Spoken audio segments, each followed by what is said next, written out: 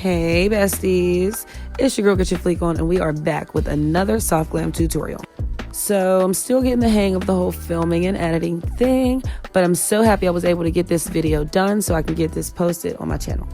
As you can see, I'm just filling in her brows right now, and I'm using a Real Techniques angled brow brush, and I went in with Benefit Brow Cosmetics pomade in the shade number 4. Now, a lot of people don't like pomade anymore because it's extremely pigmented and a little bit goes a long way. But I personally love it because I know how to be light-handed with it and how to use it to my best advantage. What I will say is for this brow right here, it's going to look as if it's super empty and sparse, but it's not.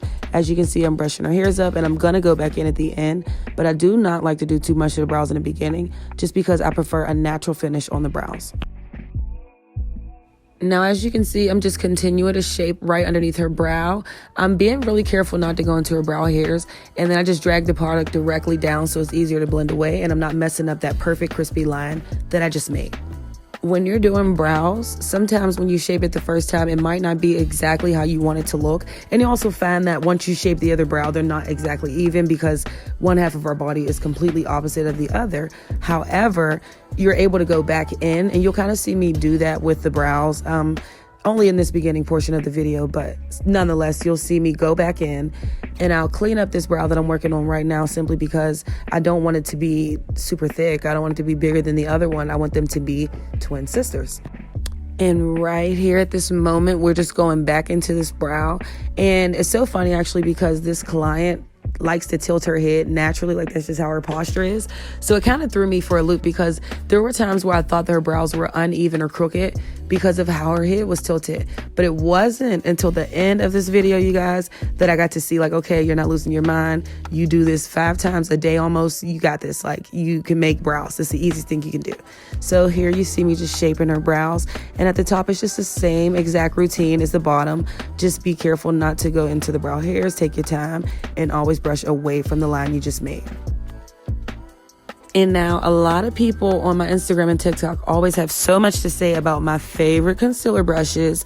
Guys, I literally buy so many of them, but you wash them more than 5 times and blow dry them and it's a wrap, like a complete wrap. Imagine you buying a brush and it turns ugly because you have to use it often, but you don't use it often enough for you to throw it away. I'm not getting rid of them. If it's not broke, don't fix it.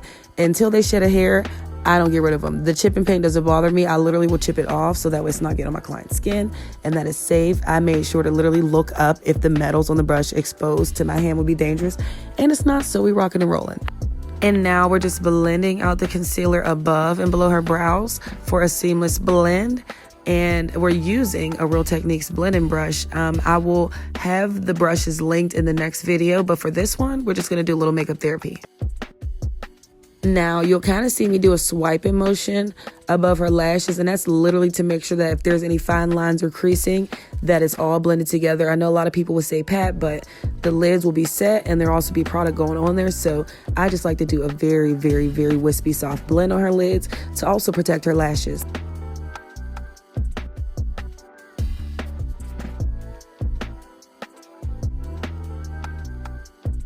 Now, if you don't trust yourself necessarily with a bigger brush in these areas, or you feel as though you will blend product into the hair or into the lashes or into the brow hairs, it is extremely okay to use a smaller brush, as you can see in that previous clip.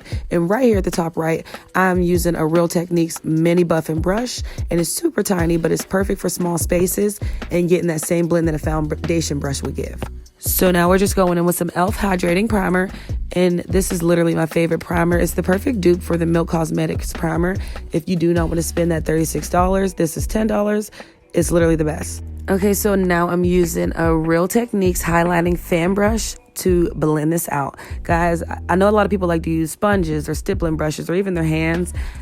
I personally definitely prefer to use this fan brush right here because it does not pick up a lot of the product. It's extremely lightweight and blending, and I feel like it just does the trick perfectly. So I'm just going in and making sure that everything is perfectly blended. Look at her skin looking all hydrated and happy. Her brows are good. We're still going to go in and still add to them. So do not worry, bestie. Don't be on my back about the brows. At the end, it's all going to make sense. And look at this foundation. If you don't trust me on the brows, you got to trust me now because look at the foundation match. It's skin. So of course I'm using my favorite brush for application and also lining, which is the mini Wet n Wild concealer brush. I use it on her brows, and just look at how perfectly the foundation is applying, you guys. It literally is giving skin, and I'm so excited because I didn't want to have to mix any products or just go in with anything that would be heavy, because again, this is a client who was going to be outside all day, and we wanted her face to last and also give yes. And if you aren't already following me on Instagram, I'm going to link it at the bottom right down below right here. Make sure you follow me on Instagram at GetchaFleekOn.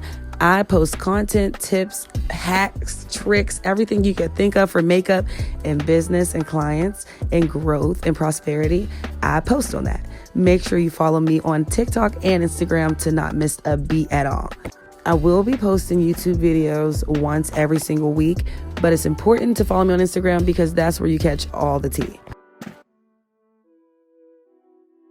So now that our foundation is applied, we're just going in with the Real Techniques buffing brush, and we are just blending that thing out. And look at her neck and look at her face. I can't make this up. We didn't have to swatch who, swatch what. When you're doing your client's makeup, you can swatch on the neck. But baby, if you take a class with me, you won't have to swatch nothing. As you can see, I'm using the same brush to go into those difficult areas where you would typically use a smaller brush like I've recommended earlier. I'm just a lot more comfortable with the process, and I know I'm not going to really, mess up. So I just like to move and groove. And guys, believe it or not, this glam only took me 45 minutes, even with filming. When you blend, be sure to use a pat motion. I know you guys can see that I have a fan in her hand. I wasn't actually using this for the foundation's sake. She was just a little bit hot, so we decided to go ahead and put it on. Now for the concealers, we will use the fan to dry that down. But as for the foundation, I prefer a lightweight natural beat anyways, and a natural finish of the base. So I do not mind blending it before it dries.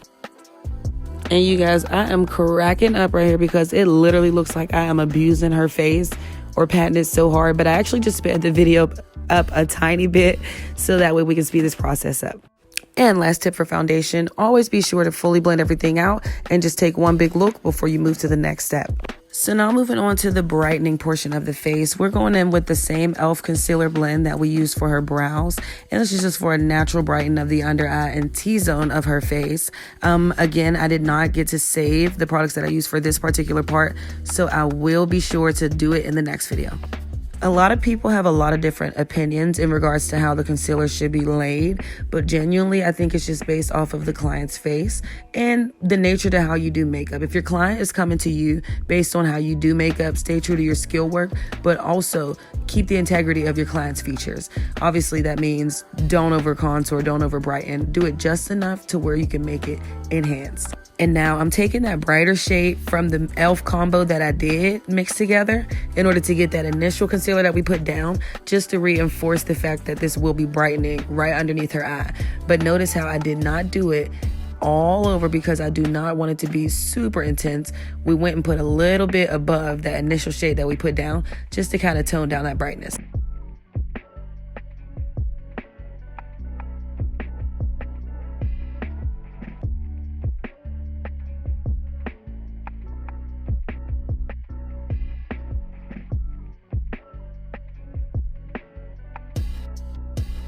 Okay, so right here, guys, I'm just going to be going back in with the same brush I used to blend above and below her brows. And the video's going to cut because she kept cracking up and I kept cracking up. So I cut it off and forgot to play it. But I actually ended up figuring out how to get better quality after that. So boom, look at this, guys. I am way closer. Everything's clear. You can see her brows a little bit better and it just looks better. So we're going back in with that brightening concealer and go with your level of comfortability. Do not over brighten and don't use a color that's too light. Obviously brighten if you feel like it's necessary. I brightened hers because we were going for a specific look. I don't do this for every client and it's not necessary for every client.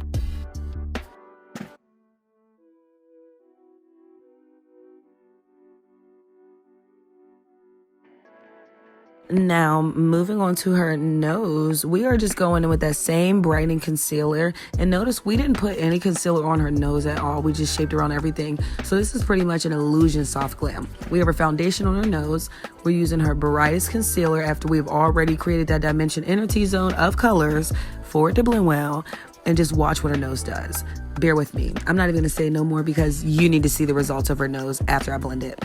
Now, this is a different Real Techniques brush that I'm using, but it's the same exact concept. It's just a fluffy blending / buffing brush, and it is smaller. And you can use it for concealer, you can use it for blushes, you can use them for setting powders. I do also have these linked in my Amazon storefront on my Instagram if you click the link in bio. And now, guys, just literally look at how flawless her concealer is blended. Look at her. On that right-hand side, our left, it's so smooth. It's literally baby smooth. Do not mind the fact that it's a different color because I'm going in with that original concealer brush right there and blending that out. So that's no problem. And we still have to do blush and contour. So back on the other side, blending out with the same techniques of a pat motion, and we're just getting that concealer in there.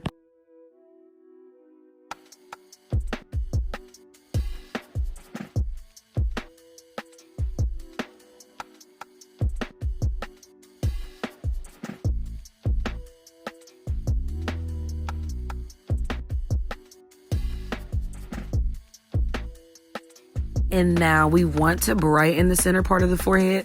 So I am blending it, but if you notice, I don't blend it as much as I do underneath, just because we're gonna go back in with a bronze and a whole bunch of other things that'll kind of really take away from that brightened area in the center. And now the piece de resistance. Do y'all see that nose? Do y'all see that nose? It's hilarious because everybody always asks about my contour tutorial videos, or can they get one, or can they see? And if they literally knew that it was just a brightened concealer above the natural complected skin tone, they would lose it. Because it's just that simple. I think everybody wants it to be super difficult contouring a nose, but it is not difficult. It's actually quite simple. And now you see me going in with that Real Techniques brush, and I'm using some Mercier translucent setting powder to go ahead and set all of that brightening concealer in, and all the concealer that we used in her T-zone. And it's actually funny because at some point when I rotated her and corrected her head tilt, the brows appeared to be just more in place. I didn't even have to go back into a right brow yet. I definitely am. But if you notice, it looks a lot fuller and better after finishing everything else on her face, and also just turning your client. The importance of rotating your client at every angle that you can to make sure that everything is good before you just go off of one opinion in your mind will save you so much time on wasting time on a glam. If I didn't rotate my client and just keep going and say, okay, I'm gonna go back to the brow, I literally would have been focused on it so long, I would have killed even more time. And I would have probably messed it up and had to start over. And now we're just going in with a beautiful powdered blush that has a rosy color. I typically do like to use powder and cream blush or liquid blush, but on this client in particular, because she was going somewhere where she would be hot and she had combination skin, we stuck with the powder blush. And I also love this little NYX highlighting palette I have, so I went ahead and used that on the tip of her nose and also on the bridge of her nose as well as her chin. I didn't want to use as much as I used on her nose, but I did use a fair amount just to give it a nice little glow.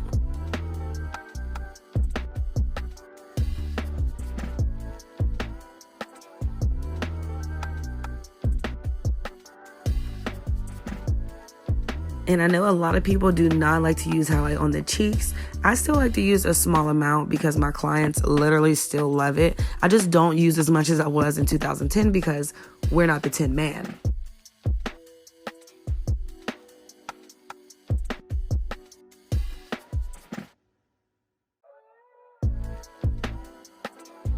Okay, so going back in with the same Real Techniques brush that we used for her setting powder a few minutes ago, we are going with the same Laura Mercier setting powder, just a tiny bit, and we're just blending under her eye to make sure that nothing is creased. And if we didn't fully set any product under her eye, it is set now. And again, guys, it's super important to use a little bit of this because you do not want flashback, and you just don't want a cakey buildup on your client's under eye because that's not fun. So I'm just reinforcing all of the blending that I did earlier by going in with a clean, tiny mini buffing brush. And now we're taking our NYX lip liner in a plum brown shade, and I'm lining right on her lip line, and I'm making sure to use very, very soft motions because I don't want a harsh, thick line.